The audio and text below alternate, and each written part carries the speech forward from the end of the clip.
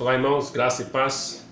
Nós estamos aqui mais uma vez trazendo o nosso estudo da Palavra de Deus.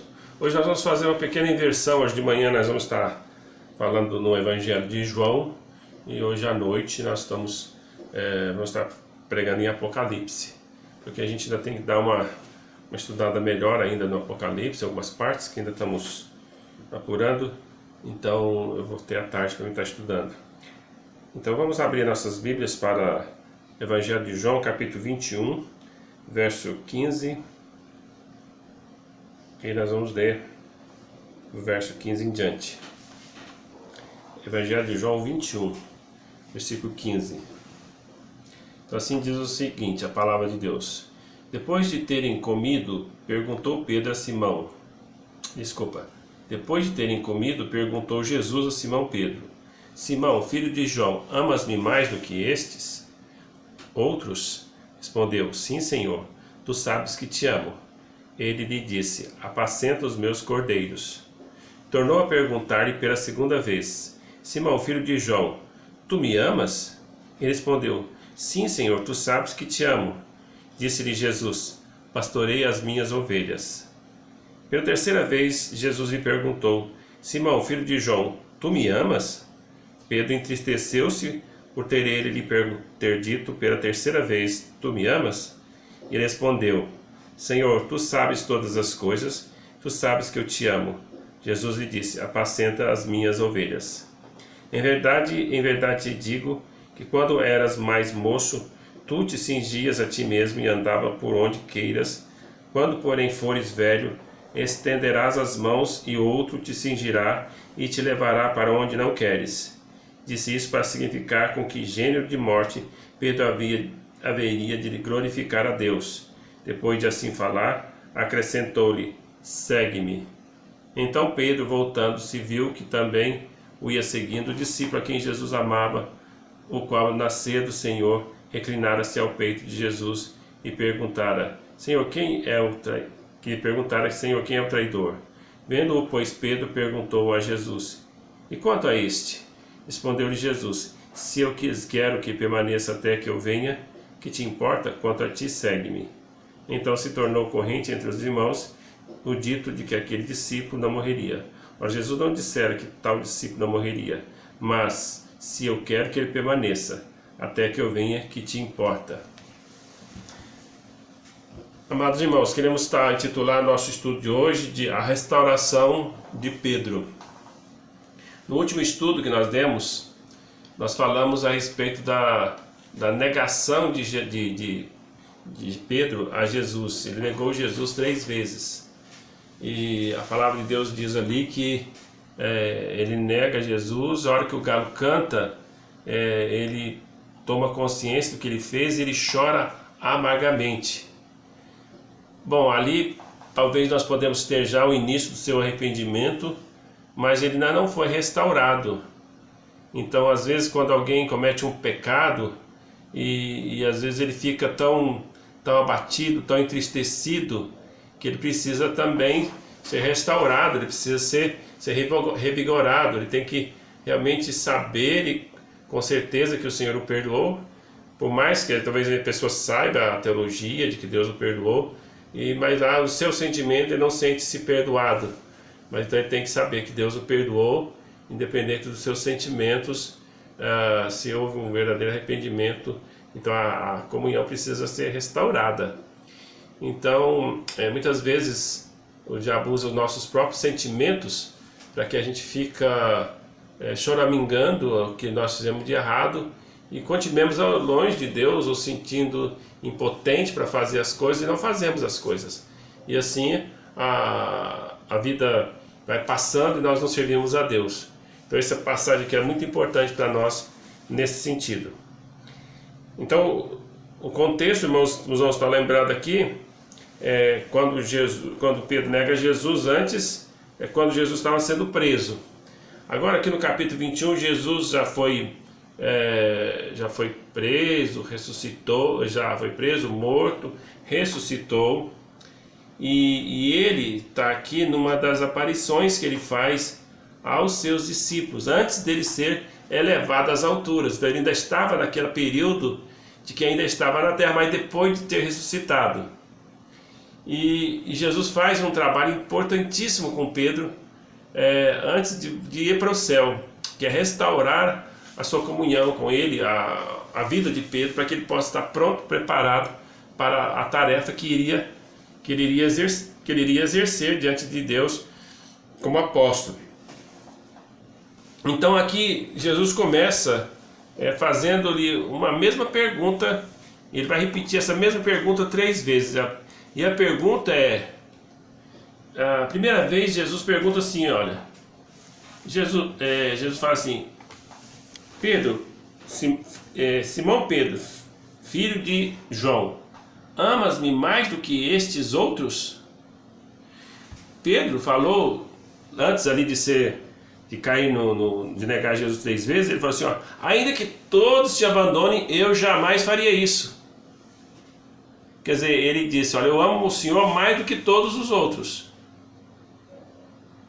Mas naquele momento, ele não conhecia a si mesmo. E depois que ele nega Jesus, ele realmente cai em si e fala assim, olha, será que eu amo mais do que os outros mesmo? Será que eu amo Jesus mais? Será que eu amo Jesus?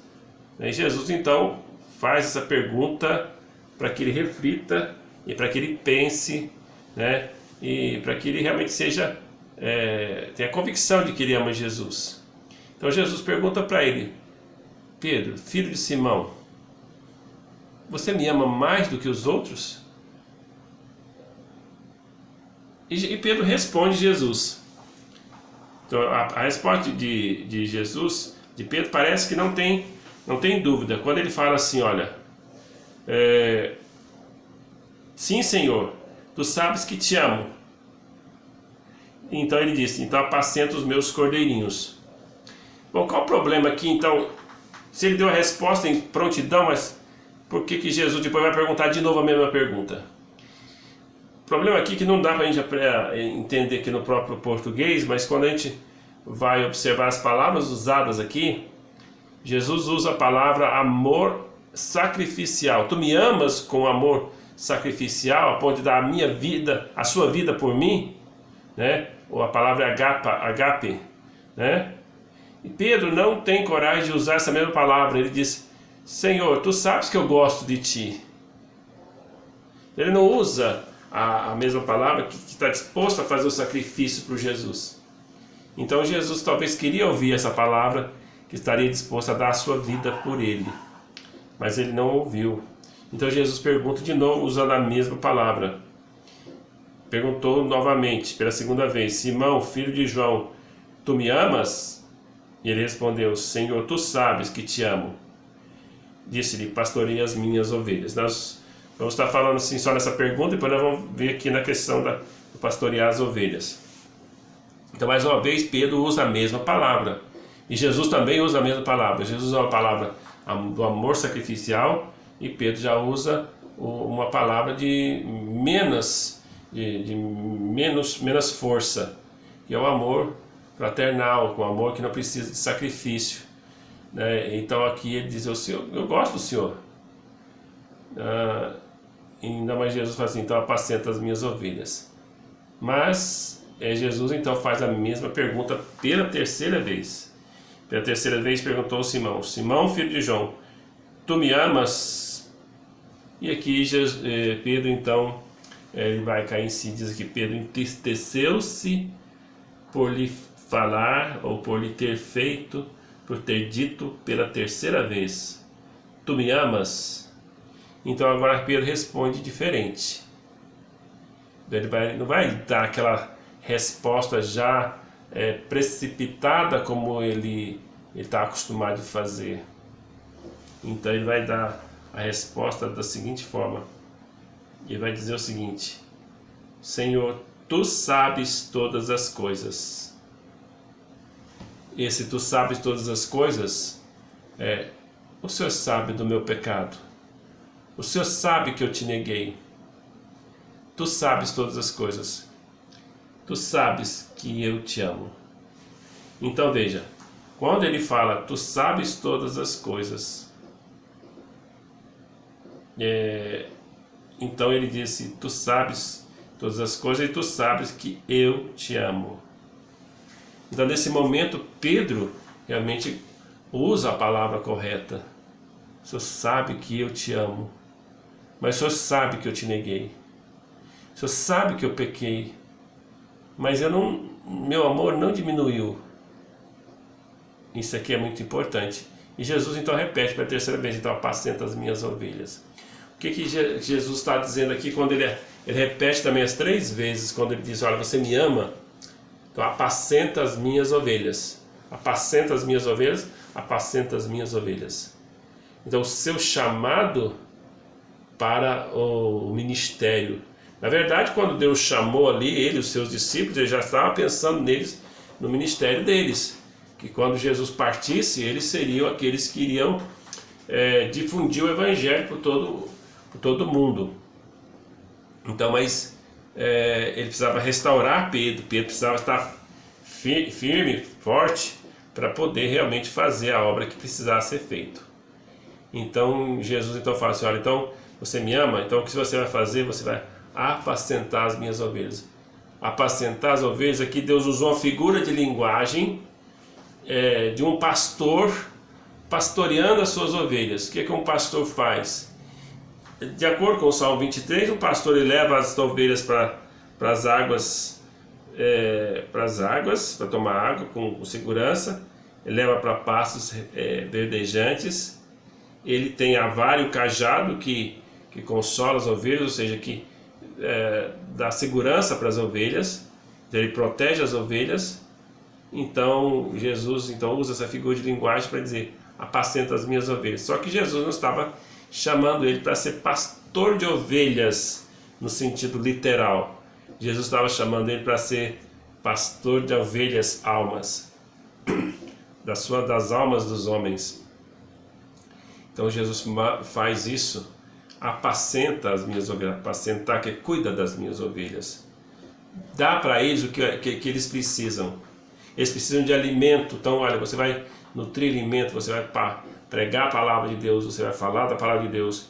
Eles precisam de proteção, você vai alertar eles contra os predadores, contra os falsos profetas, contra aqueles que realmente querem levá-los para longe de Jesus, para longe do Evangelho, para longe de Cristo.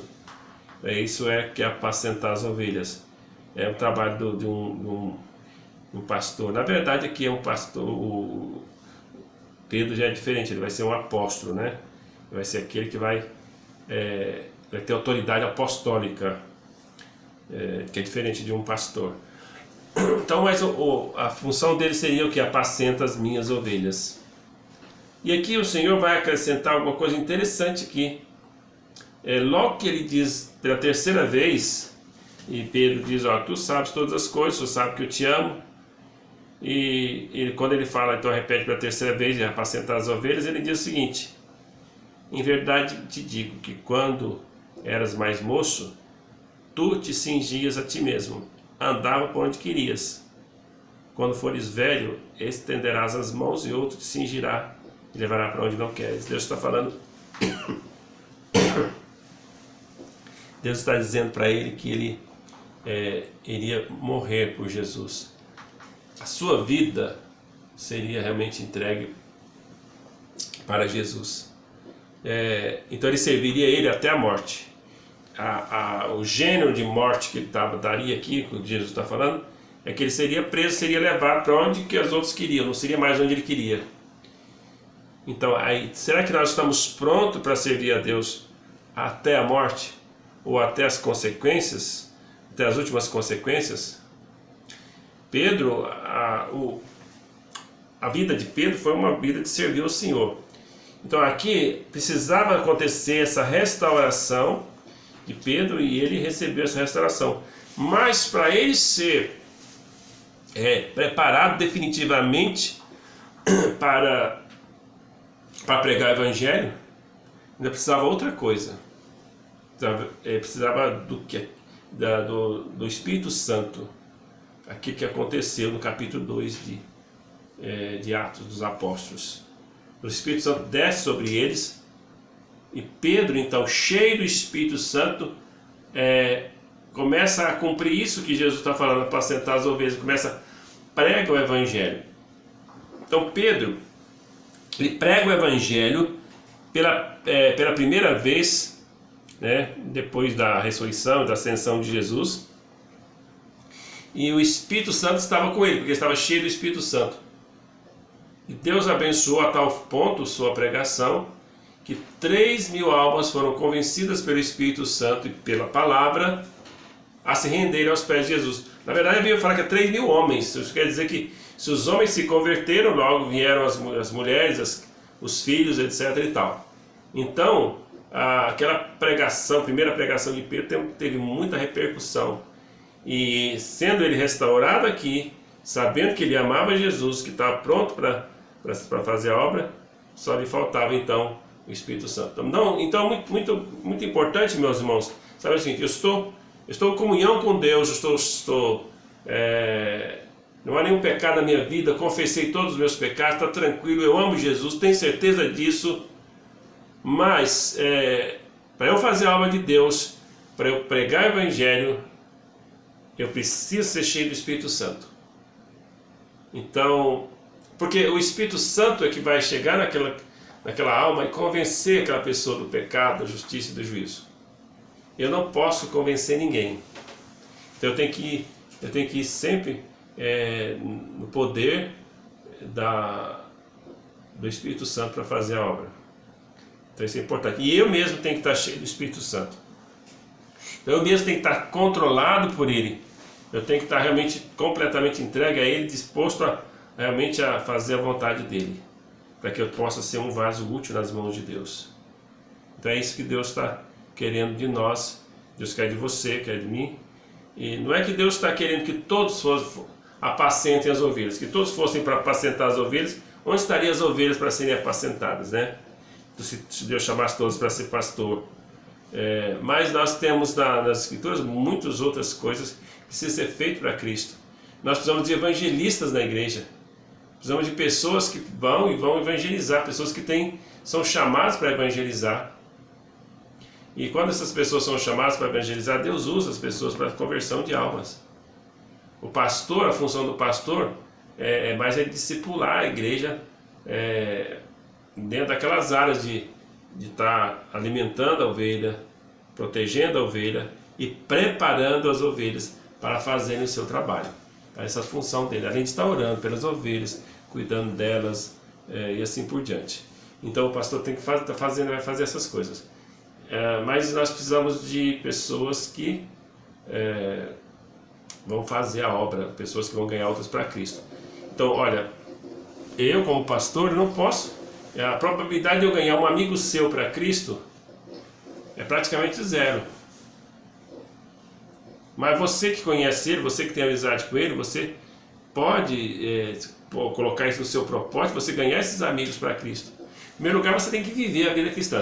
Seus amigos não podem ver uma contradição entre as suas palavras e a sua vida.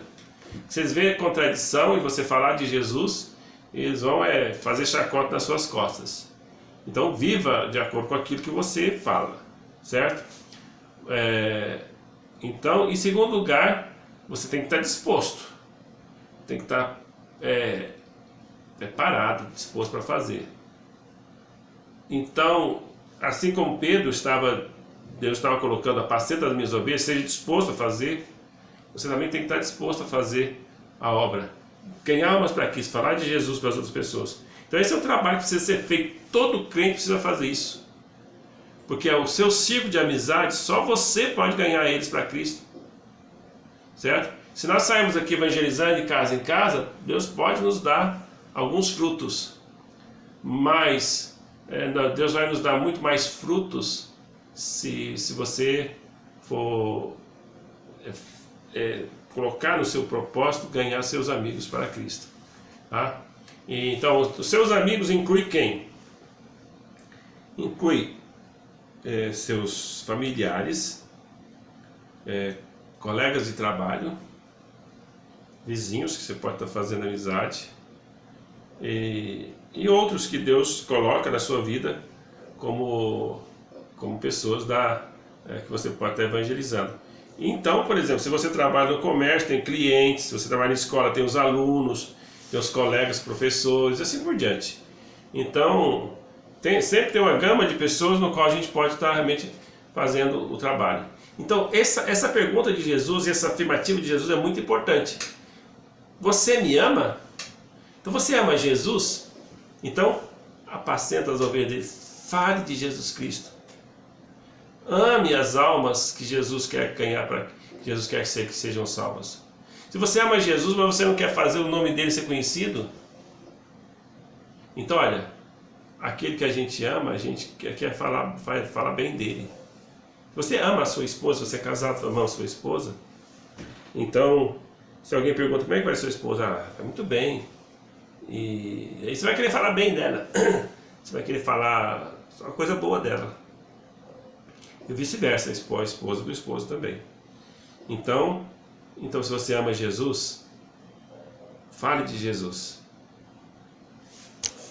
Obedeça a Jesus nessa incumbência, porque quando ele mandou ide por todo mundo, não foi aos pastores somente, foi para todas as ovelhas de Jesus, para todas as pessoas.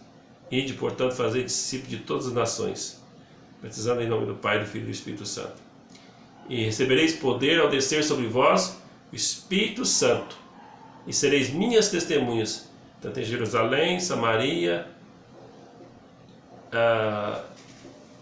toda a redondeza, né, toda a Judéia e confins da terra. Então é isso que você vai estar pregando, né? Começando na sua Jerusalém, né, seus amigos, aquelas pessoas mais próximas, e depois talvez você vai estender seu ministério, fazendo alguma coisa a mais, um trabalho social, alguma coisa assim, para você ter mais amplitude de ministério, se assim Deus o chamar. Mas se você fizer já um evangelista trazendo as pessoas que você mais próximas de você, você já vai estar sendo útil ao trabalho de Deus, útil à sua igreja. Então, nós tivemos algumas experiências nessa igreja aqui, na igreja ali no Morumbi, na igreja lá do Isote, quando tinha pessoas da igreja que trabalhavam, a igreja crescia. Então a igreja só crescia quando eu via pessoas da igreja trabalhando, não é só o pastor.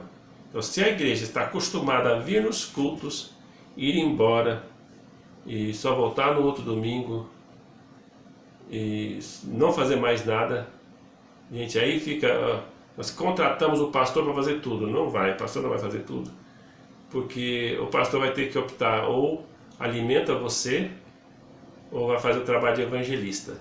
Se ele for fazer trabalho de evangelista, ele vai pregar porque ele já sabe. Então não vai poder pregar mensagens cada vez inéditas. Inédito que fala que ele preparou naquela semana, que Deus falou com ele, que ele orou, esteve buscando a Deus, etc. Então, a função do pastor, ele tem que ser um evangelista como um membro da igreja. Então, no meu ciclo de amizades, eu devo evangelizar também. Mas, assim como todos nós, todos vocês. Tá bom? Então, vamos pensar muito bem nisso e vamos colocar em prática isso. Tá certo? Você ama Jesus? Faça a obra de Jesus. Se Jesus estivesse hoje aqui e perguntasse para você, falasse seu nome, perguntasse para você: você me ama? Você teria coragem de dizer pelo menos a palavra: tá, eu gosto do Senhor sim. Olhando nos olhos do Senhor, você estaria disposto a usar a palavra: eu amo e estou disposto a fazer qualquer sacrifício para o Senhor? Então pense bem nisso, porque na verdade nós fomos chamados para as boas obras. Olha, isso aí está bem claro lá em Efésios 2:10, né? Dizendo o seguinte: olha, pois somos feituras dele, criados em Cristo Jesus para as boas obras, as quais Deus de antemão preparou para que andássemos nelas. Então é assim: Deus nos fez seus filhos, ou nascemos em Cristo Jesus, somos feituras dele, criados em Cristo, estamos em Cristo para as boas obras. e Deus preparou essas boas obras para a gente andar nelas. Se você não está andando nela, você está em pecado, porque pecado é errar o alvo. O alvo da sua vida qual que é? Servir a Deus, é fazer a vontade dele, é pregar o evangelho. Então, se você não está andando nas obras que Deus preparou para você, você está errando o alvo, você está pecando. Então pense em pecado sempre como errar o alvo. Para você entender isso como pecar, como errar o alvo, você tem que saber sempre qual é a vontade de Deus. Tudo que você for fazer, precisa perguntar isso. O que Deus quer que eu faça nesse ponto, nesse inteirinho? Qual que é a vontade de Deus? Então quando a gente faz essa pergunta, aí a gente pode evitar qualquer coisa que eu venha a fazer longe da glória de Deus. Então, você vai assumir um compromisso. Será que esse compromisso que você vai assumir vai atrapalhar você de servir a Deus? Mesmo que seja uma coisa boa, não seja nem pecaminosa. Mas se você errar o alvo da vontade de Deus para a sua vida, as boas obras que Deus preparou para você andar nelas, então você está pecando. Então, irmãos, nós vamos pensar nisso. Você ama Jesus? Faça a sua vontade. Faça a vontade do Senhor. Eu sei que nesse tempo que nós estamos agora, muitas pessoas não estão podendo sair, porque aquelas pessoas de risco não estão nas suas casas, mas tem outros que estão saindo. Então você não vai parar, você não vai poder parar de evangelizar. Tá? Mas aqueles que estão em casa vai talvez procurar uma outra forma de você estar falando isso, passando uma mensagem para um amigo, mostrando alguma coisa para um amigo através do WhatsApp, através do Face, através do Instagram, ou de alguma rede social que você está, você vai estar passando alguma coisa para os seus amigos. Ou então fazendo um telefonema, ligando, falando para aquela pessoa de Jesus. Então, você pode se reinventar nas formas que você vai pregar o Evangelho. Tá certo? Então, olha, se você ainda está precisando de restauração, pense, restauração é você voltar à comunhão com Deus. Isso é muito importante, porque se você estiver longe de Deus, você não vai fazer apacentar as ovelhas de Deus. O que te afasta de Deus? Pecado. A distração. Você às vezes fica distraído demais com redes sociais, com filme, com outras coisas que vêm estar te atrapalhando, né? Jogos, seriados e assim por diante. Tudo que me distrai a ponto de me afastar do alvo de Deus é uma distração e me afasta da comunhão com Deus. Então, olha, restaure a sua vida, a sua comunhão com Deus, para que você possa fazer a vontade dele. Tá bom? Deus abençoe a sua vida. Deus dê a graça de você poder fazer sempre a vontade do Senhor. Dê para vocês hoje um bom domingo. Hoje à noite não esquece de ouvir a mensagem de Apocalipse que nós vamos estar trazendo. Tá bom? Deus abençoe.